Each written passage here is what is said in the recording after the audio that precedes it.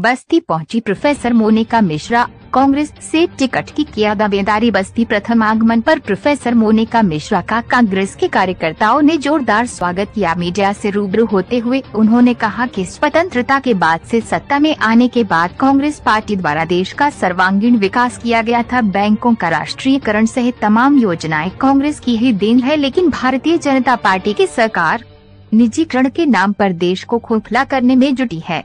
देश की जनता महंगाई, भ्रष्टाचार एवं बेरोजगारी से परेशान है, लेकिन इस पर भाजपा कोई भी कार्य नहीं कर रही है जिससे लोगों को रोजगार मिल सके। 72 वर्ष में कांग्रेस द्वारा किए गए कार्यों को भाजपा समाप्त करने पर आमादा है। रेलवे, एयरलाइंस, बैंक आदि एक एक कर निजीकरण के दौर में चल रहे हैं। ऐसे में जनता त्राहि कर रही है। एक सवाल के जवाब में उन्होंने कहा कि शिक्षा और राजनीति एक दूसरे से जुड़े हैं। उच्च शिक्षा प्राप्त कर रहे बच्चों को आज की राजनीति परिवेश की जानकारी नितांत आवश्यक है, क्योंकि उनके कंधे पर देश का भविष्य टिका हुआ है।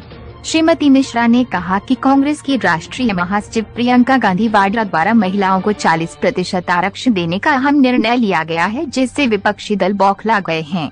महिलाओं को अपने सम्मान के लिए कांग्रेस पार्टी से जुड़ना होगा। उन्होंने कहा कि प्रियंका गांधी के सपनों को साकार करना हम सभी का दायित्व है। महिला कमेटी का पूरा प्रयास रहेगा कि वे अपने कर्तव्यों पर खरी उतरे। उन्होंने कहा कि कांग्रेस ने सेवा भाव से सदैव काम किया है, आगे भी करती रहेगी। एक एक कार्यकर्ताओं के अंदर सेवा एवं समर्पण का भाव भरा हुआ है। भाजपा सरकार पर निशाना साधते हुए कहा कि कांग्रेस द्वारा कराए गए कार्यों को अपना विकास कार्य गिनाया जा रहा है, जबकि केंद्र व प्रदेश सरकार ने केवल निजीकरण का काम किया है। चारों तरफ भूख, भ्रष्टाचार से त्राहि मची हुई है। महंगाई अपने चरम पर है, लेकिन भाजपा सरकार उस पर ध्यान नहीं दे रही है। हम जनता के बीच में सेवा व समर्पण भाव लेकर जाएंगे और कांग्रेस सरकार की उपलब्धियों को जनता को बताएंगे। समाज के प्रति सेवा भाव मेरे मन में शुरू से रहा है, तो क्योंकि बस्ती की बेटी हूँ, यही मेरी जन्मस्थली है, तो मैं एक बार प्रियंका जी के आह्वान किया है, लड़की हूँ लड़ सकती हूँ, बस उसी आह्वान के थ्रू 40% सीटें महिलाओं के लिए आरक्षित कर दी गई है। तो 307 हरैया विधानसभा की प्रत्याशी हूँ मैं, तो बस आप लोगों का प्यार और आशीर्वाद अगर मिले तो मैं लड़की हूँ लड़ सकती हूँ। अगर प्रियंका जी ने महिलाओं पे भरोसा किया है तो उस भरोसे को मैं खाली नहीं जाने। राजनीति आज पूरी तरह से बाजारीकरण हो गया है, तो सेवा भाव कहाँ रह गया? कैसे सेवा भाव करके आप राजनीति में आगे बढ़ेंगे? सर, जब भारत हमारा देश हमारा स्वतंत्र हुआ था, उस समय भारत की स्थिति बहुत ही दयनीय थी। तो कांग्रेस ही सिर्फ एकमात्र ऐसी पार्टी थी जिसने सेवा भाव में सारी चीज़ें की, चाहे मनरेगा हो गया, चाहे RTI एक्ट हो गया, चाहे राइट टू एजुकेशन एक्ट हो गया, इवन बैंकों का राष्ट्रीयकरण, ये सब कांग्रेस की ही सरकार के टाइम में हुआ है। तो ये कहीं ना कहीं बाजारीकरण उस समय ये इस तरीके से व्याप्त नहीं था।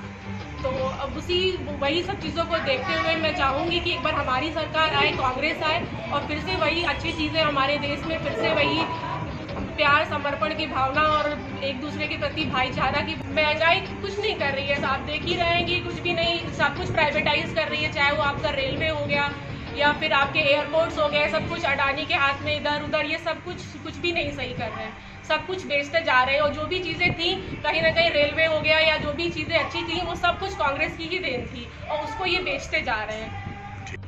मनमोहन सिंह हमारे प्रधानमंत्री थे, उनका भी बहुत बड़ा योगदान रहा है। आज भारत में जो भी मोदी जी जाते हैं, अंतर्राष्ट्रीय व्यापार करते हैं, उसमें कहीं ना कहीं मनमोहन सिंह जब हमारे वित्तीय मंत्री थे, फाइनेंस मिनिस्टर थे, तो उस समय उन्होंने ही LPG पॉलिसी लेकर के वो आए और उनके उन्हीं के माध्यम से आज हम लोग अंतर्राष्ट्रीय स्तर पे व्यापार कर रहे हैं। और मोदी जी उन्हीं के जो भी चीज़ें अगर आगे दिख रही है सक्सेस की, हाँ इस देश में गया, उस देश में गया, कहीं ना कहीं कांग्रेस की ही देन है। तो इस स्तर